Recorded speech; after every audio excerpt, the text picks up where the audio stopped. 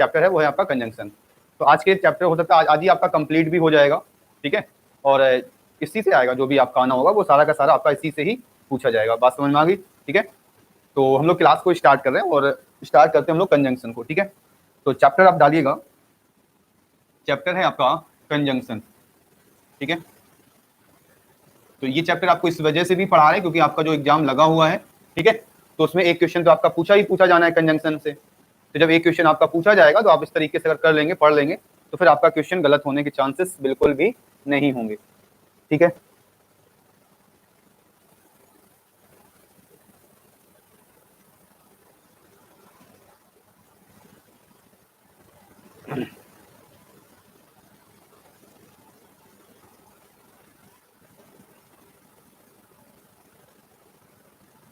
ठीक है, बात समझ में आ गई सभी को। चलिए भाई, अब देखो हम लोग स्टार्ट कर रहे हैं चैप्टर को। तो सबसे पहली बात तो यही आती है कि जो आपका चैप्टर है कंजंक्शन, इसकी डेफिनेशन क्या होती है। भाई जब भी हम लोग कोई भी चैप्टर पढ़ते हैं तो सबसे पहले तो उसकी क्या पढ़ते हैं, डेफिनेशन पढ़ते हैं। ये जो कंजंक्शन है आपका, इसकी डेफिनेशन आपकी क्या होती है, ठीक है, इसकी डेफिनेशन क्या होती है। तो कंजंक्शन का मतलब होता है कुछ नहीं, एक प्रकार से कनेक्ट करना। और कंजंक्शन की सीधी सीधी अगर हम एक शब्दों में बात करें तो कंजंक्शन जो होता है वो होता है आपका क्या, कनेक्टिंग वर्ड्स। क्या होता है आपका, कनेक्टिंग वर्ड्स होता है। बात समझ में आ गई, ठीक है। क्या होता है कंजंक्शन की जो डेफिनेशन होती है वो क्या होती है आपकी, कनेक्टिंग वर्ड्स होती है। मतलब क्या होता है कि ये जो काम करता है वो कनेक्ट करने का काम करता है। दो आपके नाउन्स को जोड़ सकता है, दो प्रोनाउन को जोड़ेगा, दो सेंटेंसेस को जोड़ेगा, दो या दो से अधिक आपके फ्रेजेस को जोड़ता है। यानी कहीं ना कहीं जो आपका ये है वो आपका एक प्रकार से कहीं ना कहीं काम करता है, वो जोड़ने का काम करता है, कनेक्ट करने का। बात समझ में आ रही, ठीक है। चलो चलिए भाई, हिमांशु गुड इवनिंग, ठीक है, और भी जितने लोग हैं सभी लोगों को बहुत बहुत गुड इवनिंग, ठीक है। तो हम लोग बात कर रहे थे कंजंक्शन की। तो कंजंक्शन मतलब होता है एक प्रकार से कनेक्टिंग वर्ड्स। बात समझ में आ गई, ठीक है। तो कंजंक्शन का मतलब हो जाता है आपका क्या, कनेक्टिंग वर्ड्स, ठीक है।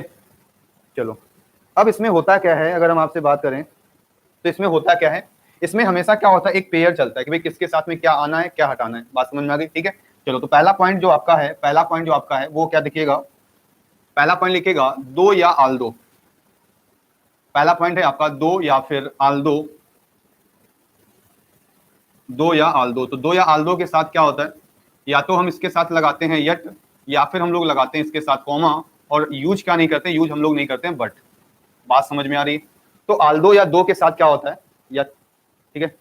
चलिए हाँ, अब जैसे यशवंत कह रहे हैं कि टी शर्ट में आपने पहली बार देखा है, बिल्कुल सही बात है। कई सारी चीजें आप पहली बार देखेंगे, है कि नहीं। हाँ चलो कोई बात नहीं, ठीक है। चलो ठीक है, बात समझ में आ गई। तो दो या आल्दो के साथ क्या होता है, दो या आल्दो के साथ क्या होता है, या तो यट का यूज करते हैं या फिर कॉमा का यूज करते हैं। करते किसका नहीं है, तो बट का नहीं करते हैं। बात समझ में आ गई। अब एक चीज और, एक चीज तो ये होगी कि दो या आल्दो के साथ आएगा यट, या फिर कॉमा क्या नहीं आएगा, बट नहीं आएगा। बात समझ में आ गई। इसके अलावा एक चीज और है, वो क्या है, वो ये है कि ये जो दो या आल्दो है ये सेंटेंस में हमेशा कंट्रास्ट दिखाता है। ये जो है ये सेंटेंस में हमेशा क्या दिखाता है, कंट्रास्ट दिखाता है। और कंट्रास्ट का मतलब होता है एक प्रकार से विरोधाभास दिखाता है। कंट्रास्ट का मतलब क्या होता है, ये आपको एक प्रकार से विरोधाभास दिखाता है। क्या दिखाता है, विरोधाभास। अब विरोधाभास करने का मतलब क्या होगा कि जब भी जो भी सेंटेंस में आपका दो सेंटेंस बनेंगे उन दोनों में हमेशा कंट्रास्ट होगा। जैसे हमने आपसे कहा कि यद्यपि उसने कठिन परिश्रम किया फिर भी वह फेल हो गया। यानी परिश्रम करना आपका और फेल होना, दोनों के दोनों आपके एक दूसरे से कैसे हैं, अपोजिट हैं। बात समझ में आ गई सभी को, ठीक है। तो वो क्या है, एक दूसरे से अपोजिट है। तो देखिएगा क्वेश्चंस मैंने जैसे आपको दिया, हमने आपसे कहा कि Aldous he worked hard but he failed in the exam, he failed in the exam। बात समझ में आ गई, ठीक है। अब सभी लोग बताएंगे कि इसका आंसर क्या सही होगा। जितने भी लोग क्लास को देख रहे हैं एक बार बताएंगे कि इसका आंसर क्या सही होगा।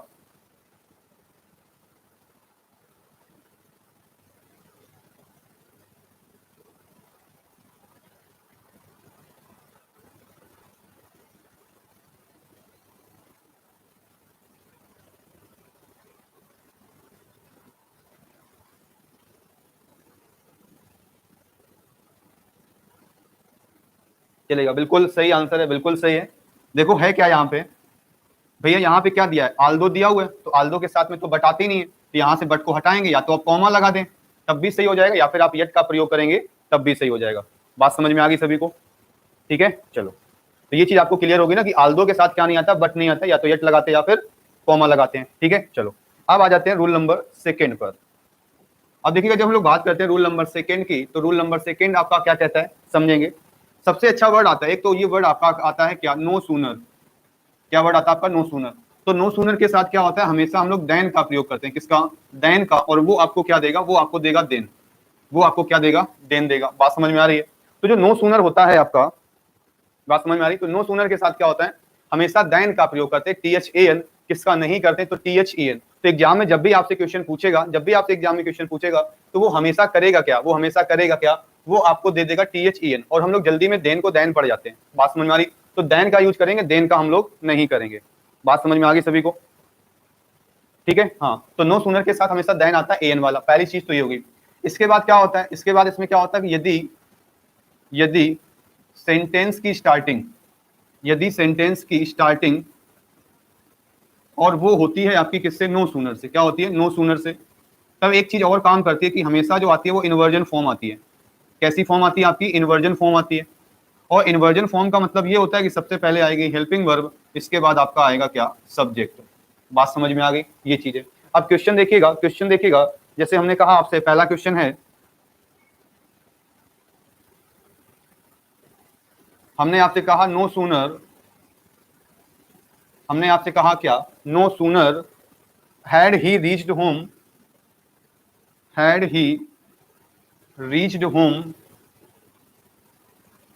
when she left, when she left. बात समझ में आ गई, ठीक है। चलो सेकेंड क्वेश्चन सभी लोग आंसर बताएंगे क्या होगा। सेकेंड क्वेश्चन है no sooner he reached the station then, no sooner he reach the station then the train arrived. एक क्वेश्चन आपका ये हो गया। बात समझ में आ गई, ठीक है। चलो दो क्वेश्चन है आपके सामने, सभी लोग आंसर्स करेंगे।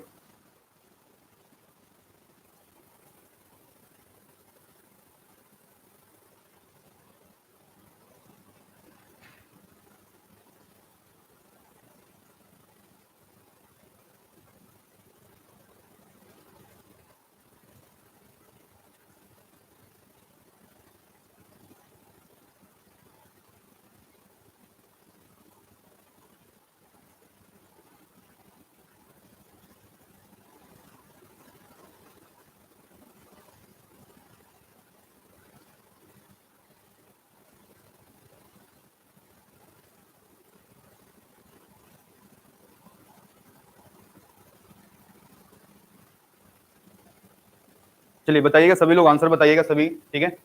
इससे आपको दो क्वेश्चन है और दोनों क्वेश्चन से आपके दोनों के दोनों रूल्स आपको क्लियर भी हो जाएंगे। बात समझ में आ गई, तो एक बार जल्दी से आंसर बताइएगा आप लोग, आंसर इसका क्या होगा। तो आज आपका ये चैप्टर मैंने आपको करा दिया, पेड वालों के लिए था, ठीक है। तो जिसको देखना है वो कल शाम तक आपका देख लेगा। कल जैसे ही क्लास हम लोग स्टार्ट करेंगे तब से आपका ये वीडियो फिर हटा दिया जाएगा, ठीक है।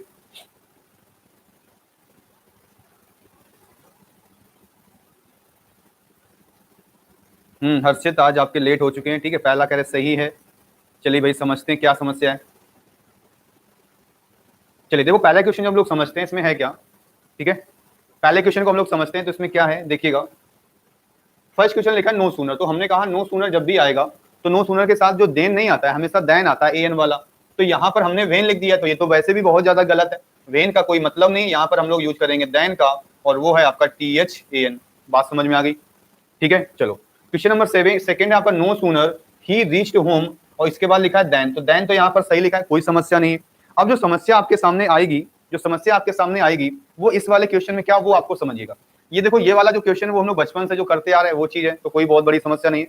क्वेश्चन आता है जब क्वेश्चन नंबर सेकंड आपसे पूछा जाता है ये वाला, तो हम लोग तो केवल इतना ही देखते हैं। हम लोगों ने देखा क्या कि नो सूनर है, इसका मतलब देन आना चाहिए, लेकिन ऐसा नहीं है। इसमें जो और भी वैरायटी होती है, और आजकल एग्जाम में ऐसे ही क्वेश्चन आपसे पूछे जा रहे हैं। तो जैसे यहाँ पे सेंटेंस की स्टार्टिंग नो सूनर से हुई है, तो याद रखिएगा यहाँ पर सब्जेक्ट है और फिर ये आपकी वर्ब आ गई, तो ये स्ट्रक्चर बिल्कुल गलत है। इसको सही करने का जो तरीका है, इसको सही करने का जो तरीका है वो है आपकी इन्वर्जन फॉर्म। यानी इसको हमें लिखना पड़ेगा कैसे, इसको हमें लिखना पड़ेगा ऐसे, नो सूनर, नो सूनर, या तो आप हैड को लगाएं पहले, हैड ही रीच्ड तब ये आपका आंसर सही हो जाएगा। बात समझ में आ रही है?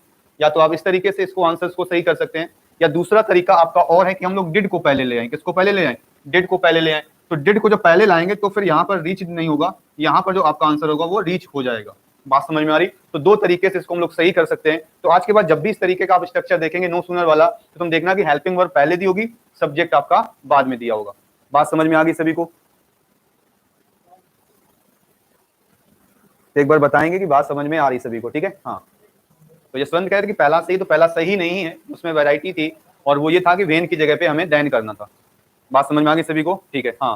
हर्षित कह रहे कि देन लगेगा, हाँ बिल्कुल सही बात है, देन लग जाएगा। ठीक है, चलो, तो ये दूसरा रूल आपको क्लियर हो चुका होगा। अब हम आते हैं रूल नंबर 3 पे। रूल नंबर 3, और रूल नंबर 3 काफी आसान है, बोथ होता है आपके सामने। क्या दिया होता है? बोथ। तो बोथ के साथ में याद रखिएगा, कभी भी हम लोग एज वेल एज का, बोथ के साथ हम लोग कभी भी एज वेल एज का प्रयोग नहीं करते हैं। एज वेल एज का प्रयोग नहीं करते, हमेशा हम लोग जो यूज करते हैं वो हम लोग यूज करते हैं किसका? एंड का।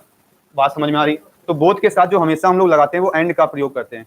बात समझ में आ गई? चलो, हाँ बिल्कुल सही। तो क्या नहीं लगाते? एज वेल एज नहीं लगाते। क्वेश्चन आपके सामने कैसे पूछा जाएगा? लिखिएगा क्या कि both he as well as his friends, both he as well as his friends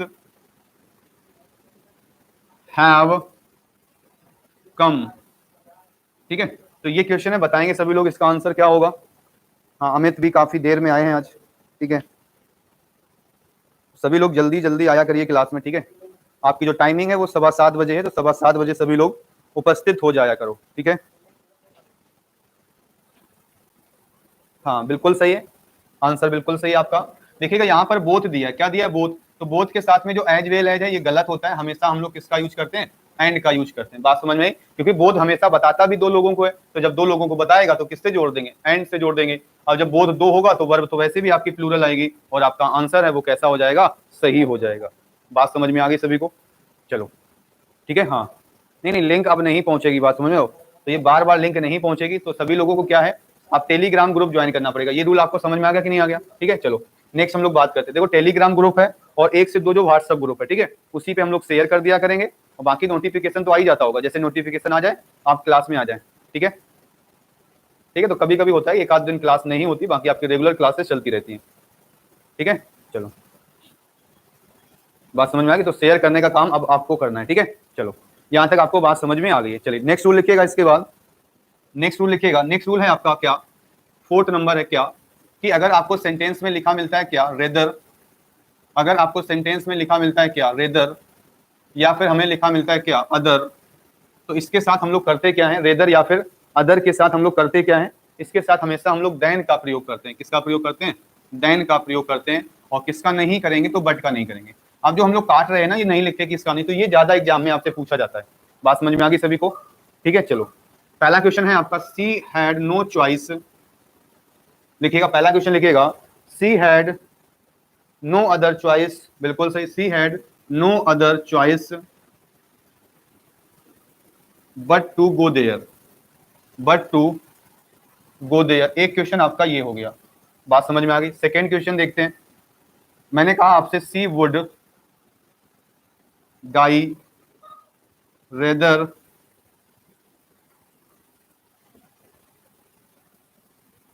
then to beg. अब ये जो सेकेंड वाला क्वेश्चन है ये बहुत इंपॉर्टेंट है। सेकेंड वाला ये एग्जाम में कई बार आपसे पूछा जा चुका है। बात समझ में आ गई? चलो सेकेंड वाले का आंसर आप जरूर बताएंगे।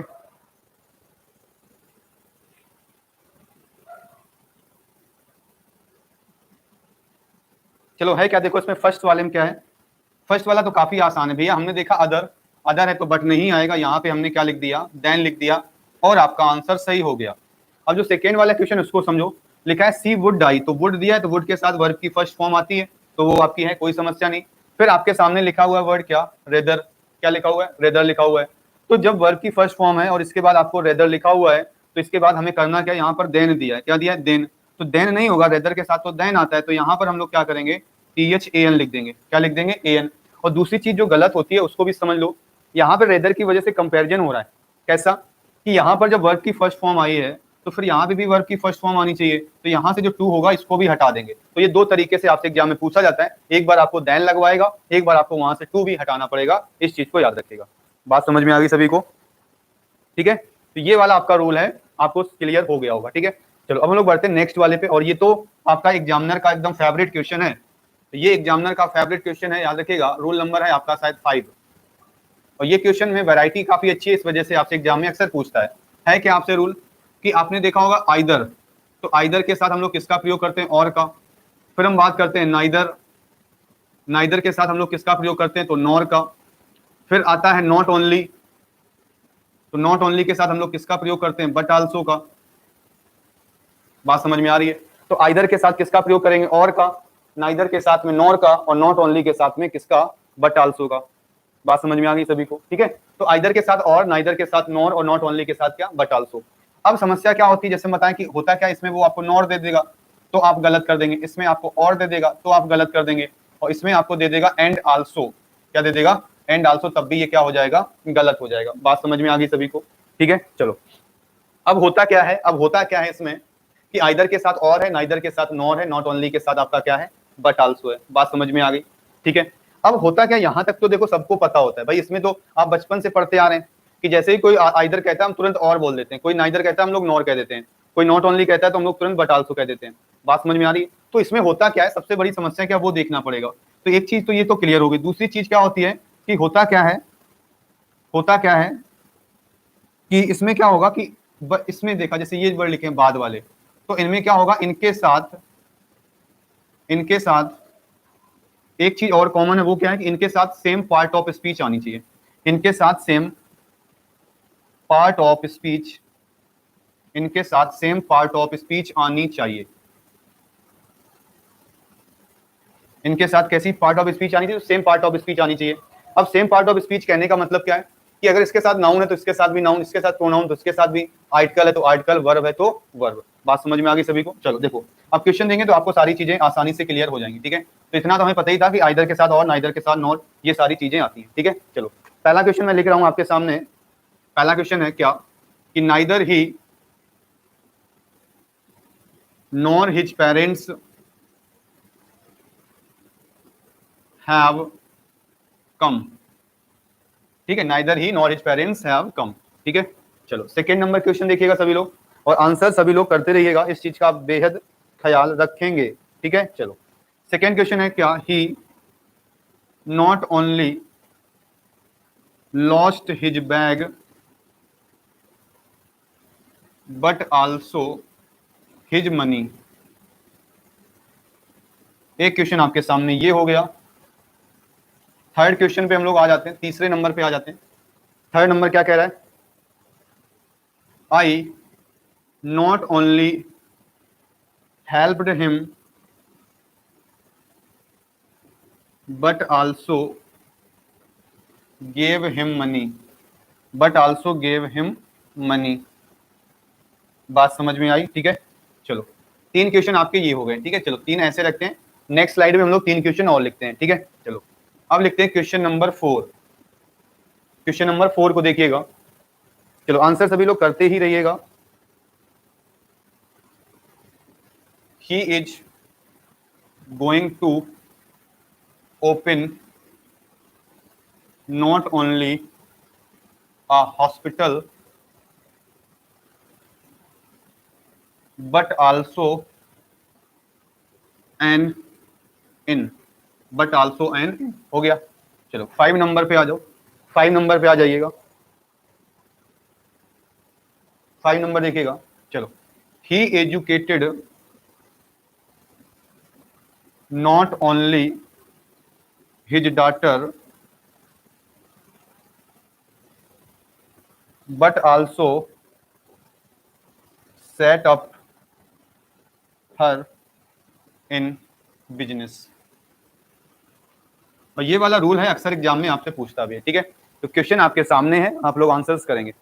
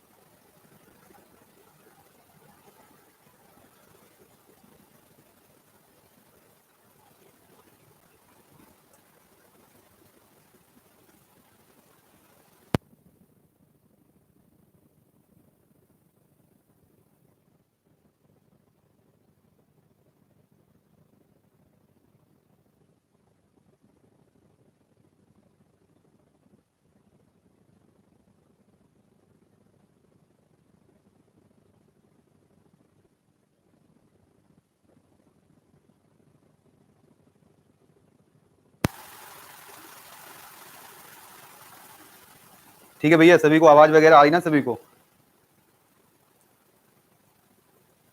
चलो आंसर बताइएगा सभी लोग। देखो है क्या, अब जैसे जो मैंने कहा ना आपसे कि आइदर और नाइदर नॉर, ये तो आपसे एग्जाम में पूछते ही है, तो मेन चीज क्या पूछता है वो तुम्हें समझना पड़ेगा। तो समझते हैं भाई पहले वाले क्वेश्चन को। लिखा है नाइदर के साथ नॉर आता है, तो नाइदर के साथ नॉर दिया हुआ है, बिल्कुल सही, कोई समस्या नहीं है। और जो बाद में जो सब्जेक्ट होता है उसी के अनुसार वर्ब भी आती है, तो ये आपका आंसर क्या हो जाएगा, नो एरर हो जाएगा। ठीक है, चलो सेकेंड है आपका, he not only lost his bag but also his money. बात समझ में आ गई? तो अब इसमें देखो क्या होता है, इसमें क्या होता है, ठीक है। अब देखिएगा इसमें क्या है, यही क्वेश्चन आपसे एग्जाम में पूछता है, तो यहाँ पे तुम्हें बट आल्सो को देखना पड़ेगा। तुमने देखा बट आल्सो ये दिया हुआ है, अब तुम ये देखो कि बट आल्सो के बाद क्या आ रहा है, तो देखो ये पजेसिव आ रहा है, क्या आ रहा है, पजेसिव। तो अब यही चीज नॉट ओनली के साथ भी होनी चाहिए, अगर वो चीज नॉट ओनली के साथ है तो इसका मतलब फिर सही है। बात समझ में आ गई? तो हमने जब देखा तो नॉट ओनली के साथ तो लॉस्ट आ रहा है, इसका मतलब ये चीज तो गलत हो गई, ये चीज आपकी कैसे हो गई, गलत हो गई। तो हम लोग करेंगे क्या, यहाँ से नॉट ओनली को यहाँ से हटाएंगे और इसको रखेंगे लॉस्ट के बाद में। कहाँ रखेंगे, लॉस्ट के बाद में, तब होगा आपका आंसर सही। तो इसका आंसर, ठीक है, बात समझ में आ गई सभी को? हाँ चलो,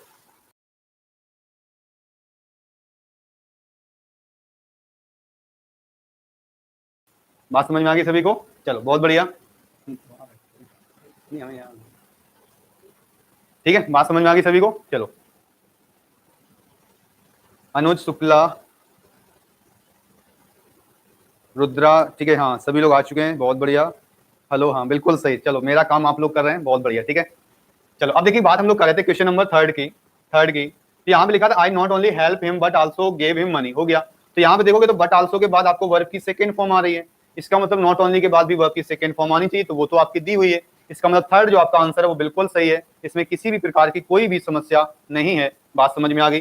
चलिए भैया क्वेश्चन नंबर 4 पे आते हैं, he is going to open not only a hospital but also an inn. तो बट आल्सो के बाद अगर हम देखें तो ये आर्टिकल आ रहा है, आर्टिकल आ रहा है कि नहीं आ रहा? इसका मतलब है कि नॉट ओनली के बाद भी आर्टिकल आना चाहिए, वो है, इसका मतलब ये भी आपका आंसर कैसा है, सही है। बात समझ में आ गई सभी को? ठीक है, हाँ बिल्कुल सही। अब ये 5 नंबर क्वेश्चन, इसको थोड़ा सा समझ लेते हैं 5 नंबर को। तो बट आल्सो के बाद हम देखें तो सेट लिखा है, तो सेट जो है वो वर्ब की सेकंड फॉर्म है, तो नॉट ओनली के बाद वर्ब की सेकंड फॉर्म आनी चाहिए थी, तो वो तो नहीं दिया हुआ है। इसका मतलब जो आपका 5 नंबर क्वेश्चन है ये हो गया आपका क्या, गलत हो गया। क्या हो गया आपका, गलत हो गया। ठीक है, तो जब बट आल्सो के बाद वर्ब की सेकंड फॉर्म है, इसका मतलब है कि नॉट ओनली के बाद भी वर्ब की सेकंड फॉर्म होनी चाहिए। तो इसको करने का सही तरीका क्या है कि हम सबसे पहले लिखेंगे ही, इसके बाद हम लोग लिखेंगे क्या, नॉट ओनली, फिर हम लिखेंगे क्या, एजुकेटेड, और फिर लिखेंगे हर डॉटर, हर डॉटर, फिर हम लिखेंगे आपको but also, but also set him up in business, set him up in business. बात समझ में आ गई सभी को? ठीक है, तो अब बट आल्सो के साथ वर्ब की सेकेंड फॉर्म है, नॉट ओनली के साथ भी वर्ब की सेकेंड फॉर्म है, इसका मतलब अब जाके आपका आंसर क्या हो गया, सही हो गया। तो बात आप सभी को समझ में आ गई होगी। बात समझ में आ गई सभी को? तो ये होती है क्वेश्चंस की वैरायटी, क्वेश्चन किस किस तरीके से आपसे एग्जाम में पूछता है। बात समझ में आ गई सभी को? चलो भाई अब आ जाते हैं नेक्स्ट वाले रूल पे। नेक्स्ट रूल आपका बड़ा फेवरेट है, आप लोगों ने कई बार पढ़ा होगा, वो है आपका लेस्ट का प्रयोग, LEST, लेस्ट का प्रयोग। तो सबसे पहली बात है कि ये जो लेस्ट होता है इसकी मीनिंग क्या होती है? तो लेस्ट की जो मीनिंग होती है वो ये होती है क्या, कहीं ऐसा ना हो कि, कहीं ऐसा ना हो कि। बात समझ में आ गई? तो कहीं ऐसा ना हो कि, ये इसकी मीनिंग होती है लेस्ट की। बात समझ में आ गई? अब एक चीज तो हमें ये समझ में आ गई कि इसमें कहीं ना कहीं जो वर्ड आ रहा है वो ना वर्ड आ रहा है, तो इसका मतलब है कि लेस्ट के बाद कभी भी हम लोग नॉट का प्रयोग नहीं करते हैं। अगर आपको हेल्पिंग वर्ब लगानी है तो हमेशा आप शुड का प्रयोग करेंगे। किसका प्रयोग करेंगे हमेशा? तो हमेशा आप शुड का प्रयोग करेंगे। बात समझ में आ रही है ये चीज? ठीक है, तो हमेशा आप किसका प्रयोग करेंगे? तो हमेशा आप शुड का प्रयोग करेंगे। ठीक है, तो ये चीज आपको शायद क्लियर हो भी गई होगी। ठीक है, तो ये हम लोग क्योंकि बचपन से पढ़ते आ रहे हैं, तो एक बड़ा अच्छा क्वेश्चन बनता है आपका, वो क्या है उसको लिख देते हैं हम। क्वेश्चन है आपका, walk carefully, walk carefully लेस्ट you should not fall, लेस्ट you should not fall. तो एक बार जल्दी से आंसर बता दीजिएगा कि इसका आंसर क्या होगा। शिवा राजपूत,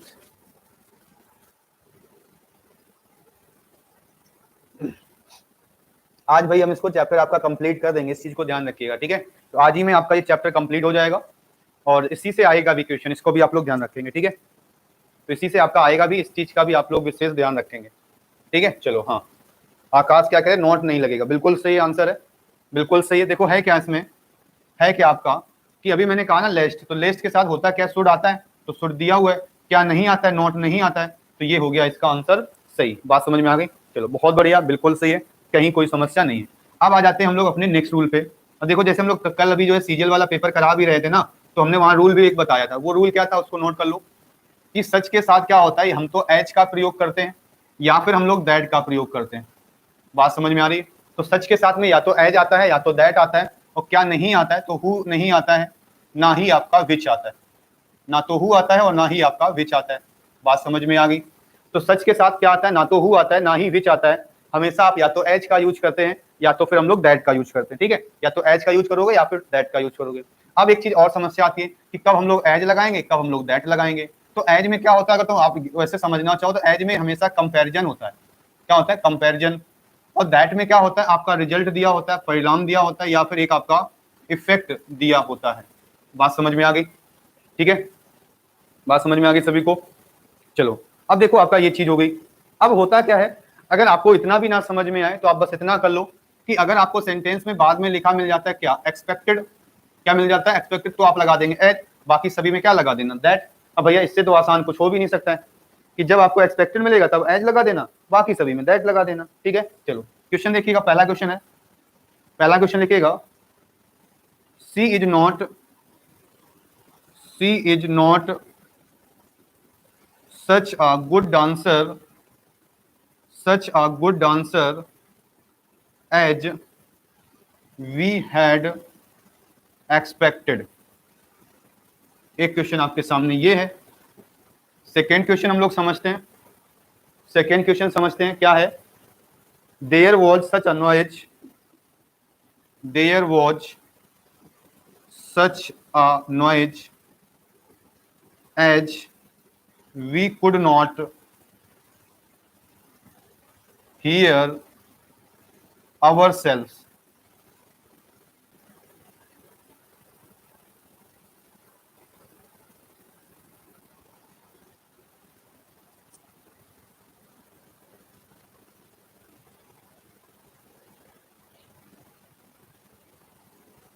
बात समझ में आ गई भाई, चलो तो आंसर बताइएगा सभी लोग।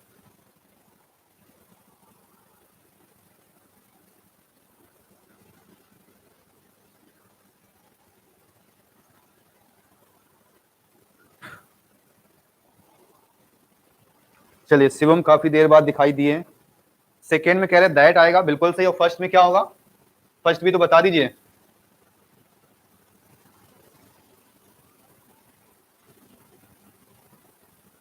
हाँ सेकेंड तो दैट बिल्कुल सही, फर्स्ट भी बता दो, फर्स्ट का आंसर क्या होगा।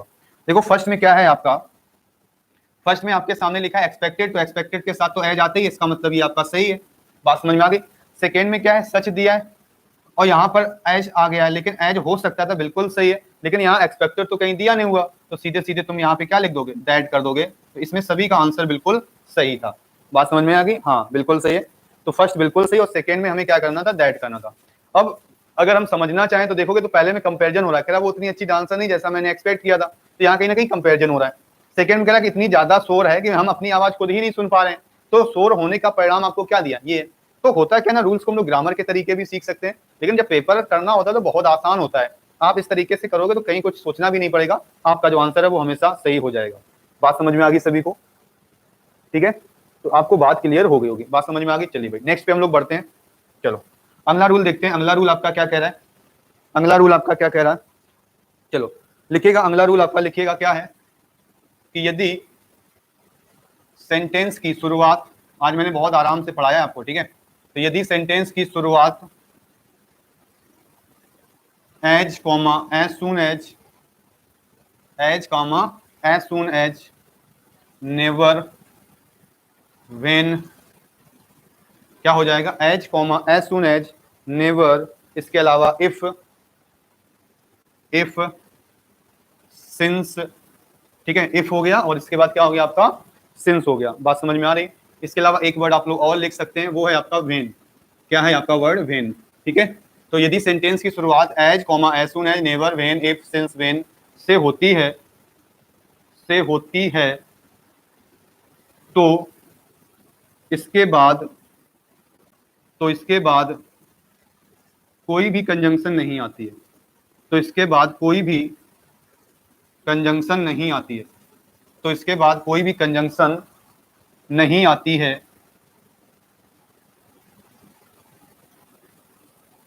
केवल कॉमा का प्रयोग करते हैं। केवल कॉमा का प्रयोग करते हैं। केवल कॉमा का प्रयोग करते हैं। बात समझ में आ गई सभी को? ठीक है, चलो ठीक है। चलो अब देखिएगा, एक क्वेश्चन मैंने आपके सामने जैसे लिखा भी, हमने आपसे कहा क्या, एक बार इसको नोट करिएगा, स्क्रीनशॉट ले लीजिएगा जैसा आपको सही लगे। हमने आपसे कहा एज ही केम लेट। हमने आपके सामने लिखा क्या, as he came late therefore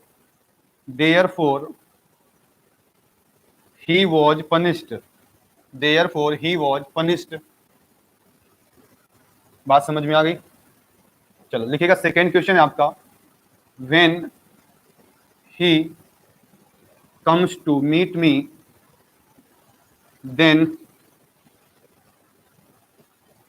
then we will give him a grand welcome। बात समझ में आ गई? तो दो क्वेश्चन है आपके सामने, बताएंगे इसका आंसर क्या सही होगा।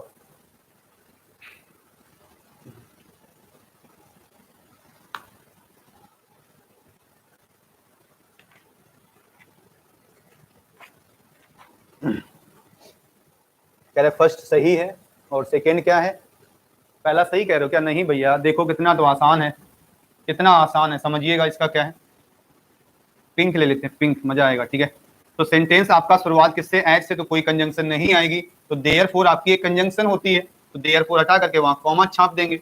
सेकंड में वेन आ गया तो यहाँ से देन हटा देंगे और यहाँ पे क्या कर देंगे, कॉमा लगा देंगे। बस ऐसे करना है तुम्हें, यानी जैसे ही तुम ये सेंटेंस देखोगे आगे देयरफॉर, देन, सो, जितनी भी दुनिया की चीजें हैं सबको हटा दोगे। बात समझ में आ गई? बिल्कुल सही है, हाँ बिल्कुल सही है। चलो बहुत बढ़िया, तो ये चीज आपको क्लियर हो गई होगी। चलो नेक्स्ट पे आते हैं हम लोग, नेक्स्ट रूल देखते हैं। नेक्स्ट रूल आपका क्या है? वो पहले वाले का आंसर है। अच्छा ठीक है, जैसा भी आपको सही लगाओ। चलो देखो अब क्या है, अगला जो रूल है आपका, ये भी बड़ा बेहतरीन सा रूल है। क्या है? एक होता है आपका एज के साथ में एज आता है, और एक होता है जो सब सो के साथ में एज आता है। बात समझ में आ गई? अच्छा, ये पिंक वाला अच्छा लग रहा है कि नहीं लग रहा है, ये बताइए पहले सभी लोग कि पिंक तुम्हें पसंद है कि नहीं है। ठीक है, हाँ उनको तो पसंद होगा, तुम्हें पसंद है कि नहीं? चलो देखो समझते हैं क्या है। हाँ बहुत बढ़िया। तो दो चीजें होती है जो हम लोग कंपेरिजन के लिए यूज करते हैं, एक यूज करते हैं एज और एज का, एक यूज हम लोग करते हैं सो और एज का। बात समझ में आ गई? तो एज एज और सो एज हम लोग कंपेरिजन के लिए यूज करते हैं। ठीक है, एज एज का जो यूज होता है वो पॉजिटिव सेंटेंस में भी होता है, इसके बाद वो नेगेटिव सेंटेंस में भी होता है, लेकिन जो सो एज है वो हमेशा आपका होता है, वो हमेशा नेगेटिव सेंटेंस में होता है। बात समझ में आ गई? तो जो सो एज होता है वो हमेशा आपका किसमें होता है? तो वो आपका नेगेटिव। हाँ चलो बहुत बढ़िया, जो गुलाबी जिनको बहुत पसंद,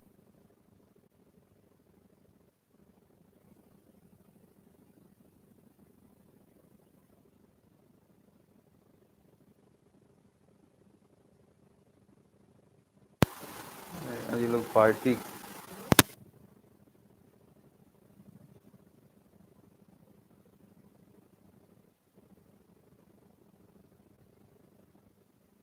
चलो ठीक है, तो बात समझ में आ गई।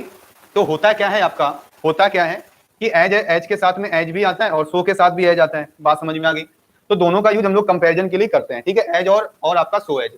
अब देखो इसमें सबसे पहली गलती आपसे क्या पूछेगा कि एज एज जो है वो पॉजिटिव में भी आ रहा है और नेगेटिव में भी आ रहा है, और सो एज हमेशा नेगेटिव में आ रहा है। किसमें आ रहा है? नेगेटिव में आ रहा है। तो एक गलती तो यहाँ बन सकती है कि अगर उसने सो एज को पॉजिटिव बना दिया तो फिर गलत हो जाएगा। अगर उसने सो एच को पॉजिटिव बना दिया, पॉजिटिव बना दिया तो गलत हो जाएगा, क्योंकि ये आपका नेगेटिव होता है। तो इसमें ये वाली तो वैरायटी नहीं पूछ सकता, इसमें पूछ सकता है। जैसे क्वेश्चन लिखा मैंने आपसे कहा he is so good as his brother. बात समझ में आ गई? और एक क्वेश्चन मैंने ऐसे लिखा, मैंने कहा आपसे he is as good as his brother. ठीक है, और थर्ड मैंने लिखा, मैंने कहा आपसे he is not as good as his brother. बात समझ में आई? और फोर्थ मैंने लिखा, मैंने आपसे कहा कि she is not so bad as her sister. अब सारे के सारे तुमको एक जैसे सेंटेंस लग रहे होंगे, लग रहे कि नहीं लग रहे? हाँ चलो बहुत बढ़िया, चलो ठीक है, समझते हैं भैया। अब गुलाबी के बाद हम लोग बढ़िया सा कलर लाते हैं। चलो देखिएगा, अब समझो इसको। अब देखिएगा पहला क्वेश्चन लिखा है he is so good as is. अब सो एज आ गया, ये भी आ गया, बिल्कुल सही है।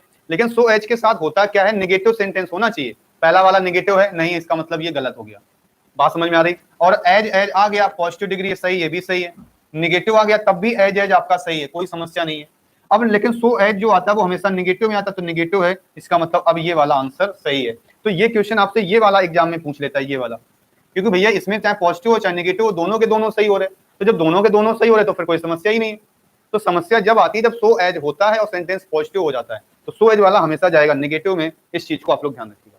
बात समझ में आ गई? चलो हाँ बिल्कुल सही है। तो इतनी चीजें आपको क्लियर हो गई होंगी, ठीक है। चलो तो एक चीज तो आपसे मैंने कहा, तो ये पूछ लेता है। दूसरा आपसे क्या पूछता है? दूसरा आपसे ये पूछता है कि भैया एज एज ये होगा, और यहाँ पर क्या होता है, यहाँ पर जो होता है हमेशा आपकी डिग्री आती है। डिग्री आएगी यानी हमेशा एडजेक्टिव आएगा, या कभी कभी आपका एडवर्ब भी आ सकता है, ऐसा नहीं कि हमेशा आपका एडजेक्टिव ही आएगा, ठीक है। तो यहाँ पर भी एडजेक्टिव आएगा और एडवर्ब भी आ सकता है भाई, ठीक है। तो ये जो एडजेक्टिव होता है इसकी एक खासियत और है कि ये जो होना चाहिए वो हमेशा पॉजिटिव डिग्री में होना चाहिए। किसमें होना चाहिए? तो हमेशा आपका पॉजिटिव डिग्री में होना चाहिए। बात समझ में आ रही है? तो ये जो होगा वो हमेशा किसमें होगा? पॉजिटिव डिग्री में हो जाएगा, ठीक है। चलो आप समझते हैं इसको। ये हो गया था, यहाँ कोई समस्या थी नहीं ना, ठीक है। अब एक क्वेश्चन और हम लोग बना लेते हैं जो हमने कहा ना पॉजिटिव डिग्री वाला। जैसे मैंने 5 नंबर क्वेश्चन लिखा कि ही इज, या ही ऐसे भी लिख सकते हैं कि he walks as faster as he could, ठीक है। He walks as faster as he could. बात समझ में आ गई? हाँ बिल्कुल सही है, बिल्कुल बहुत बढ़िया, ठीक है। चलो अब हम लोग बात कर रहे हैं, ये लिखा ना एज फास्टर एज, तो एज एज आपका दिया है, तो एज एज के साथ में ये डिग्री भी आपकी कैसी होगी? तो डिग्री हमेशा याद रखिएगा, हमेशा पॉजिटिव डिग्री होगी। तो यहाँ पे कभी भी फास्टर नहीं होगा, हमेशा जो होगा यहाँ पे क्या होगा? फास्ट होगा। ऐसे अगर तुमको देता है एज बेटर एज, मान लो आपको ऐसे लिख के दे दे भाई, वो कहते एज बेटर एज सही है क्या? एज बेटर एज सही है क्या? तुम कहोगे गलत है, क्योंकि यहाँ डिग्री पॉजिटिव आनी चाहिए। तो इसको सही करने का तरीका क्या है? As good as. तो ये भी आपका एक रूल होता है।